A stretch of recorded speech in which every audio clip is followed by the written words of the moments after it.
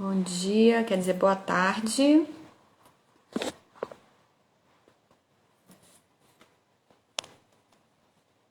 Deixa eu colocar um filtro para melhorar meu rosto. Esse ficou muito artificial. Jesus. Tá melhor. Fixar o tema.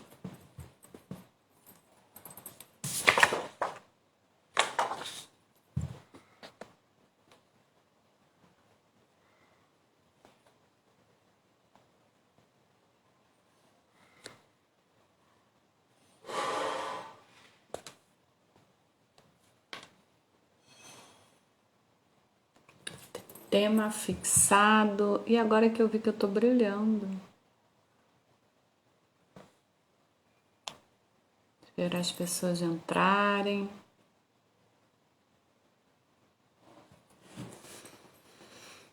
Enquanto isso, eu vou me apresentando. Meu nome é Ramona Ferreira, eu sou psicóloga com especialização em clínica infanto-juvenil. E eu tive a oportunidade de trabalhar 8 anos em ambulatório hospitalar atendendo crianças e adolescentes.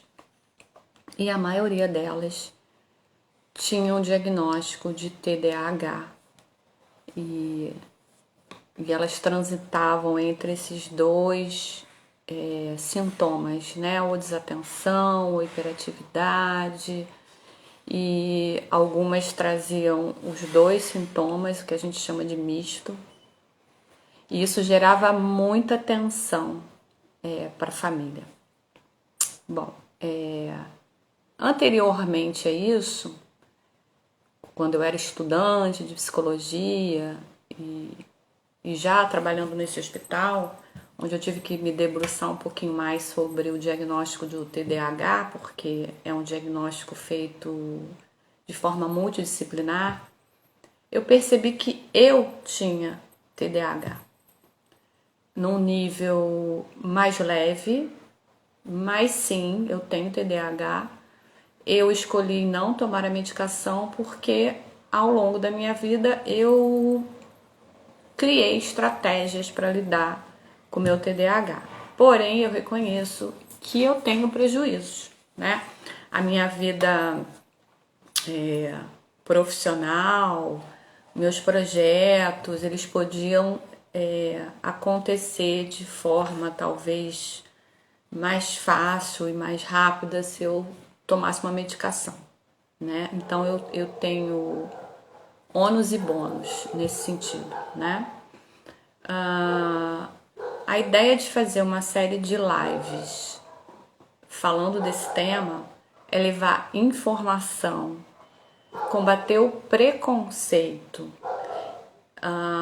estimular o diagnóstico precoce e diminuir a intercorrência de comorbidades em função do que isso tudo, esse pacote, né, de desconhecimento, preconceito, rotulação,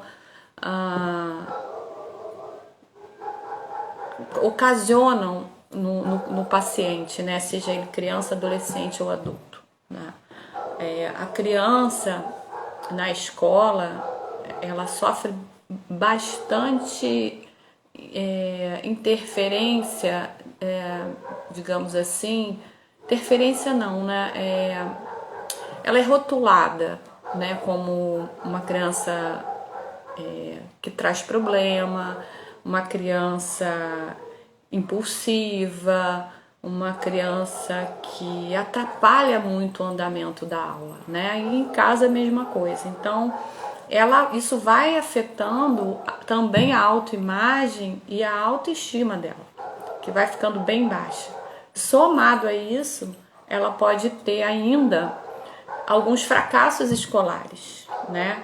Não ser alfabetizada, ser reprovada, e ela não consegue se organizar para estudar, né? Então, assim, é um sofrimento muito grande que vai acompanhando o desenvolvimento do sujeito até a vida adulta, ele não desaparece, tá?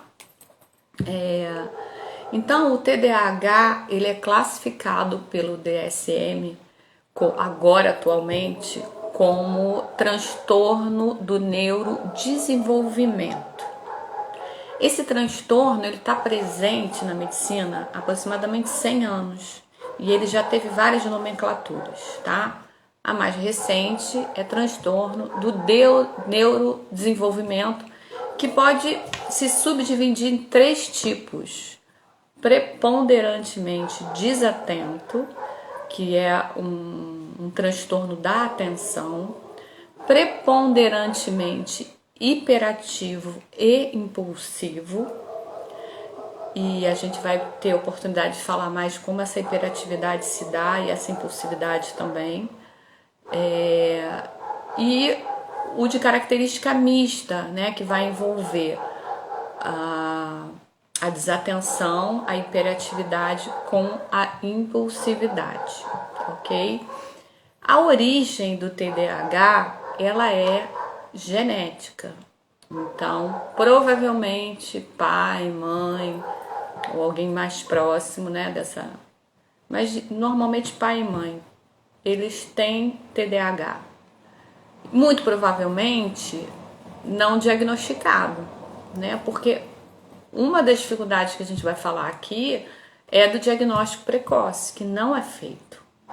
Então, o adulto só vai se dar conta de que ele tem um TDAH quando ele já está indo para a faculdade, né?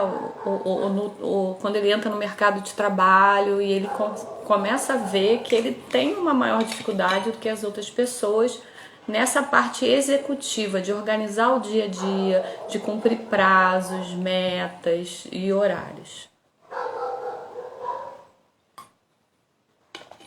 Então, a origem seria genética. Os sintomas, eles aparecem já lá na infância. A partir dos 3 aninhos, você já consegue ver alguns sintomas do transtorno presentes, tá? E eles vão ficando mais claros a partir do desenvolvimento. Então, seja na primeira, segunda, terceira infância, seja na adolescência ou na vida adulta, você consegue ver esses sintomas presentes. Acontece que esses sintomas, né, que vou falar algum deles aqui de forma genérica: desatenção, inquietação, impulsividade, dificuldade com horários e prazos, não conclusão das suas tarefas e seus projetos, desorganização, lapsos de memória. Esse transtorno faz com que essas pessoas tenham uma relação com as suas atividades de prazer e desprazer, digamos assim, né? Elas precisam de recompensas para elas conseguirem ter foco e atenção numa situação. E muitas vezes elas desenvolvem, por algumas atividades, o que a gente chama de hiperfoco. Parece, a princípio, uma contradição, porque é um distúrbio da atenção, ou seja, a pessoa é desatenta. No entanto, em alguns momentos ela desenvolve um hiperfoco. Ela fica, entre aspas, obsessiva com o assunto. Isso pode ser cansativo, porque ela vai gastar muita energia só estudando aquilo, só vendo programas sobre aquilo, só falando daquilo, só pesquisando daquilo para quem está no entorno. Nem sempre isso que ela está colocando, esse hiperfoco, é o que ela precisa naquele momento, né? Por exemplo, a pessoa está estudando para o vestibular e ela tem uma série de coisas para ler, uma série de exercícios, né? Metas a serem cumpridas por causa do cursinho pré-vestibular, e aí ela resolve... a gente diz que ela se apaixona, né? Ela se apaixona por uma coisa que não tenha nada a ver com o tema, sei lá, maquiagem ou música erudita. E aí ela passa a ler tudo sobre isso, todos os tutoriais, todos os vídeos, todos os livros, né? E compra, e gasta. E esse tempo que ela está investindo, estudando nesse hiperfoco, a maquiagem ou a música erudita, ela está deixando de investir no pré-vestibular, que é o que importa naquele momento, é o que ela precisa fazer, né? Então, há uma dificuldade dos portadores desse transtorno de seguir, de fazer o que tem que ser feito, de seguir aquele passo a passo, aquelas regras. Há uma dificuldade muito grande dos portadores de TDAH de fazer o que tem que ser feito, né? Exatamente porque esse transtorno ele vai agir no lobo frontal do cérebro, que é essa parte aqui, tá? Que é responsável pelas operações executivas. Então, tudo que é relacionado à organização, ao horário, a planejamento, né, a foco e atenção, fica prejudicado, tá? Como eu falei lá atrás, existem níveis, isso vai ser melhor esclarecido na live sobre diagnóstico. E dependendo do nível, se for moderado a grave, a indicação, além de todo o tratamento que é multidisciplinar, a entrada da medicação que vai agir exatamente na dopamina e na noradrenalina, que são os neurotransmissores que ficam prejudicados com esse transtorno, tá? Bom, acontece que se a gente não faz um diagnóstico precoce lá na infância e entra, né, ou com a medicação, ou medicação mais terapia, o ideal seja, né, se for o caso, medicação, terapia que vai agir na criação de novos hábitos e na autogerência desses impulsos, dessas emoções, né? Mais o apoio da família e a informação, porque informação é o que salva, né? Muitas pessoas passam a vida inteira se achando estranhas, se achando incapazes, ficam frustradas porque não conseguem fazer o mínimo, não conseguem organizar sua mesa de trabalho, não conseguem organizar seu quarto, não conseguem planejar a sua vida em nada. Perdem reuniões, perdem prazos para entrega de trabalhos, né? Tomam bomba em matéria na faculdade e acabam desistindo. Essas pessoas, elas vão acumulando desde a infância rótulos de preguiçoso, de burro, de que não faz a parte dele, de bagunceiro, desorganizado, de porco.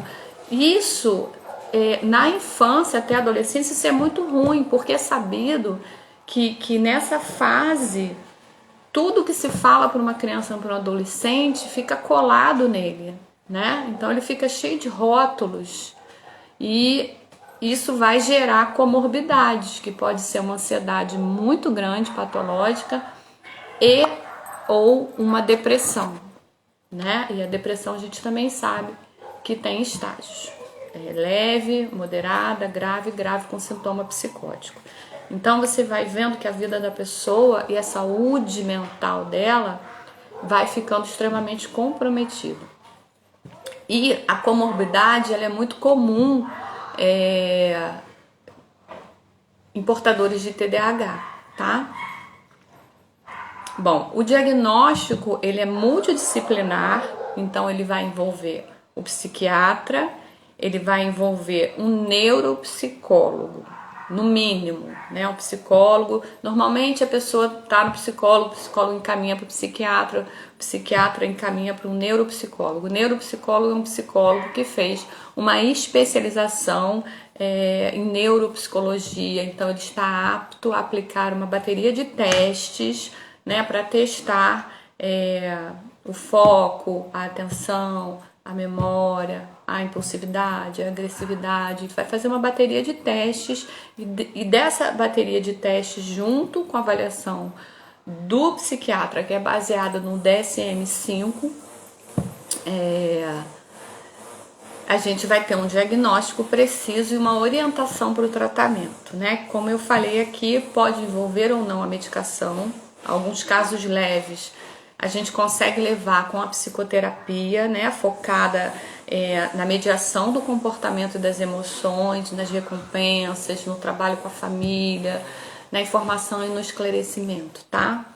Quer dizer, tanto a criança, o adolescente, o adulto quanto a família precisa dessa informação, tá? Porque senão fica o adolescente ou o adulto ou mesmo a criança com uma pessoa da família levando no psicólogo, ouvindo aquilo tudo e tal. Aí ele vai quer falar para a família, para o pai, para a mãe, para a avó, né? As pessoas não querem escutar e continuam rotulando a criança de burro, de preguiçoso, né? Isso desmotiva. O cérebro do TDAH, ele funciona com recompensas, então o elogio é muito importante. Acontece que os portadores de TDAH, o que menos eles recebem é elogio. Muitas vezes a criança consegue cumprir uma meta ou chega com uma boa nota e os pais falam, faz mais que a sua obrigação, né? Então, assim, isso é desprazeroso. Eu já passei por isso, eu já fiz isso com meus filhos, né? Porque a gente entende que é uma obrigação. Mas para o cérebro que funciona desta forma, é uma vitória incrível. Porque o esforço que ele faz é sobre-humano para ele conseguir ter o mesmo resultado de pessoas, da grande maioria, que não tem esse transtorno, né? Que tá tudo bem aqui com o córtex frontal, que consegue se organizar, que consegue se planejar, né? Ele consegue dar conta muito bem. Os portadores têm uma dificuldade gigantesca, né? E isso deprime, isso cansa, tem um gasto de energia muito grande, porque ao mesmo tempo que ele não consegue, né, sozinho, e os adolescentes hoje em dia tudo eles vão pro Google, pro YouTube, tem coisas muito boas, tem coisas não tão boas, então eles vão tentando ali alguns recursos, um quadro, canetas coloridas, né? Isso ajuda a trazer o foco. Alguns conseguem se organizar com isso, outros não. Não é o suficiente só esses recursos assim que a gente agrega ao comportamento para organizar melhor o dia, né? Ele vai realmente precisar de entrar com uma medicação. Então, assim, o apoio da família é super importante, né? O respeito a essas pessoas, a compreensão de que a pessoa ela não é assim porque ela quer, ela é assim porque o cérebro dela se constituiu assim, e que realmente para ela sim é extremamente difícil acordar e fazer a cama, manter a sua mesa organizada, cumprir os horários, se lembrar de tudo que ela tem que fazer, criar uma sequência de estudo, sabe? Isso para ela realmente é bem complicado. Então, o apoio psicopedagógico vai entrar dando algumas ferramentas para essa pessoa tentar se organizar enquanto a medicação vai agir no cérebro, ajustando a situação dos neurotransmissores, né? Para que ela consiga assim se autorregular, né, de maneira mais tranquila, não só para ela organizar suas capacidades executivas, mas também em relação ao seu impulso, à sua irritabilidade, tá? Vamos lá. Então, como eu falei, é comum no transtorno de déficit de atenção com hiperatividade, seja qual subtipo for, existirem as comorbidades, né? Que pode ser uma ansiedade muito grande, porque essa hiperatividade ela não vai aparecer somente na agitação externa. A gente vê essa agitação muito presente nas crianças, né? E a gente costuma dizer que uma criança hiperativa ela vai ser hiperativa em todos os ambientes, em casa, na escola, na igreja, na praia, é uma coisa assim de louco, né? O sintoma com a preponderância da hiperatividade. Mas algumas pessoas têm uma hiperatividade de pensamento, né? Então a pessoa se cobra para conseguir fazer a coisa como todo mundo faz, né? Se organizar, estudar, cumprir os horários, os prazos, ela não consegue. Às vezes ela fica o dia inteiro pensando, o dia inteiro tentando, e no final do dia ela não fez nada. E isso é um gasto de energia psíquica gigante que deixa a pessoa realmente exausta. Ela não consegue fazer nada. Às vezes ela passa o dia inteiro na cama, brigando com os próprios pensamentos. Não sabe por onde começar, sabe? Por isso que eu falo que o checklist é uma listinha, antes de dormir, fazer uma listinha do que você vai fazer amanhã. Essa lista não pode ser muito grande, essa lista tem que ser pequena. Coisas que a gente dê conta. Mas a gente vai falar disso numa live específica, né? Que são das dicas de como minimizar os efeitos do transtorno, né? Ela precisa seguir essa lista, né? E às vezes ela precisa de um recurso para ser lembrada de olhar a lista.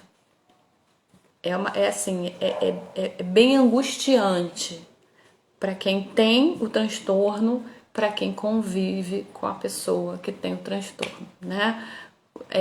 Com crianças, então, a quantidade de vezes que os pais são chamados na escola, a quantidade de tentativas que são feitas, né, para a criança melhorar, e às vezes nada funciona, exatamente porque há uma resistência dos pais em aceitar que o filho tem um transtorno.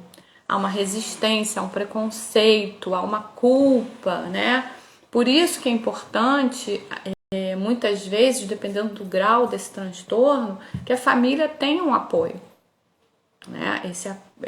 O esclarecimento, o tratamento, o apoio familiar vai ser importante e vai ajudar essa criança, mas infelizmente a gente sabe que nem todos têm uma condição financeira de bancar esse tratamento todo, né? Mas, teoricamente, a gente conta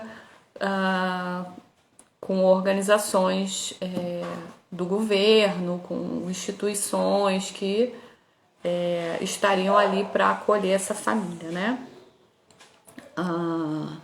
Então, esse portador desse transtorno, ele passa por uma série de preconceitos, ele é rotulado, né?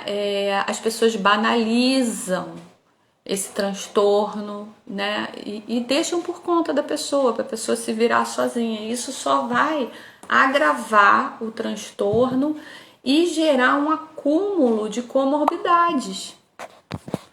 Por isso a importância do diagnóstico precoce. E muitas vezes o que acontece? O diagnóstico não é feito porque as pessoas pensam que é da personalidade da pessoa. E hoje, com o avanço da medicina, a gente sabe que não é uma questão apenas de personalidade, mas de uma formação do cérebro, né? Que é genético. Então, me perdi. Tá vendo? Isso acontece. Isso é um dos sintomas do transtorno de déficit de atenção. Eu faço um roteiro, ó. Tô seguindo aqui meu roteiro. Mas aí fica chato eu seguir esse roteiro. E aí eu trago algumas coisas assim que vão vindo. E aí nessa eu me perco. Ai, gente. Mas enfim, todo mundo já sabe que eu tenho o TDAH. Então ficam... Às vezes as pessoas até me ajudam, assim. Você estava falando isso assim, assado. Tá, lembrei. Então, assim, as comorbidades vêm por conta da falta do diagnóstico, da falta do apoio e por esse bombardeio que é feito na pessoa desde que ela é criança, né? Então, assim, o importante aqui é a gente frisar... Parou, tocou o telefone aqui. Importante a gente bater nessa tecla do que não é o TDAH. O TDAH não é uma deficiência, ok? Ele é um transtorno cognitivo que afeta a capacidade, essa capacidade cognitiva e executiva do sujeito e, em consequência, vai trazer prejuízos funcionais, tá? E esses prejuízos vão se acumulando, mas assim, o que chama mais atenção é no quesito estudo, vida escolar e profissional, no trabalho, tá? O que acontece muitas vezes é que o diagnóstico passa batido por considerar que é personalidade e por essa criança ter de alguma forma um apoio na família. Então a mãe senta, estuda, tem mãe que faz o dever pela criança, né? Aí bota um professor particular, vai ali, vai aqui. Quando a criança entra na vida, na adolescência ou na vida adulta, que não tem mais essa rede de apoio familiar e ela tem que estudar por conta própria, aí o transtorno ele aparece assim mais claramente, porque a pessoa fala, eu não consigo estudar, eu não sei como fazer, né? E aí vai se acumulando, vai tirando nota baixa, e isso vai gerando, como eu falei, baixa estima, vergonha e uma série de problemas. E no meio do caminho, algumas pessoas desistem de fazer faculdade, desiste de concorrer a uma vaga numa boa empresa, escolhem carreiras autônomas, e outras, muitas pensam até em suicídio, porque elas se sentem um completo fracasso. Quando o TDAH ele é muito alto e sem tratamento, sem medicação, a pessoa fica completamente disfuncional, ela não consegue organizar nada, gente. Pensa nisso. Não consegue organizar a geladeira, não consegue se programar para saber o que ela vai comer, ou uma lista de supermercado, os seus estudos, como se organizar para apresentar uma reunião na empresa, sabe? Então, assim, é muito frustrante, né? E como há um desconhecimento desse transtorno e uma banalização, a pessoa se sente muito sozinha e envergonhada.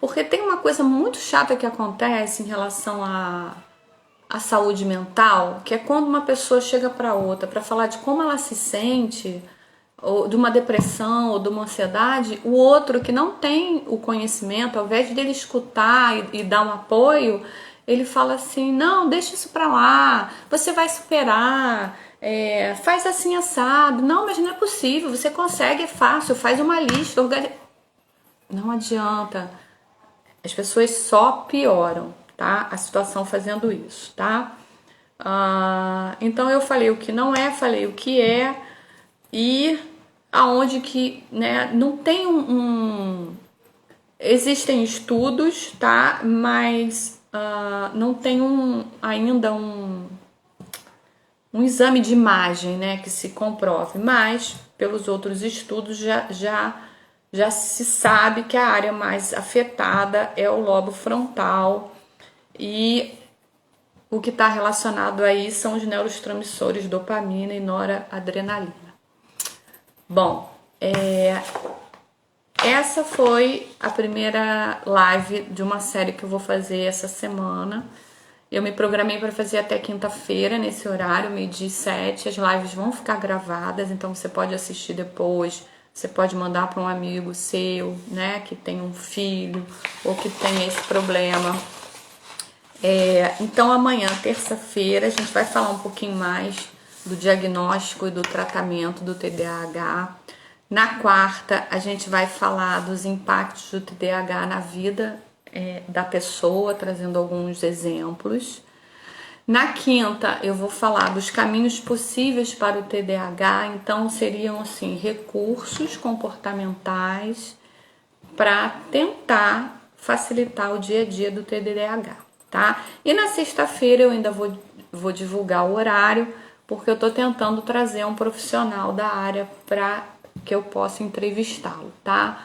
Um médico ou um neuropsicólogo. Tô conversando com algumas pessoas para a gente fechar essa semana do TDAH com chave de ouro, tá bom? Então, assim, Se você se identificou com alguns dos sintomas, se você sente que você está tendo prejuízo na sua vida por conta desses sintomas, é prudente que você faça uma avaliação com profissionais capacitados e especializados em TDAH e você comece a fazer o seu tratamento, que pode englobar medicação, psicoterapia, mudanças de hábito, tá? É possível, requer um movimento inicial de buscar ajuda, requer um quanto de energia para você colocar no seu tratamento, mas eu tenho certeza que a recompensa pela melhora na qualidade de vida, pelo retorno do seu investimento através da autoestima, através do seu sucesso, vai valer a pena, tá bom? Até amanhã, um grande beijo.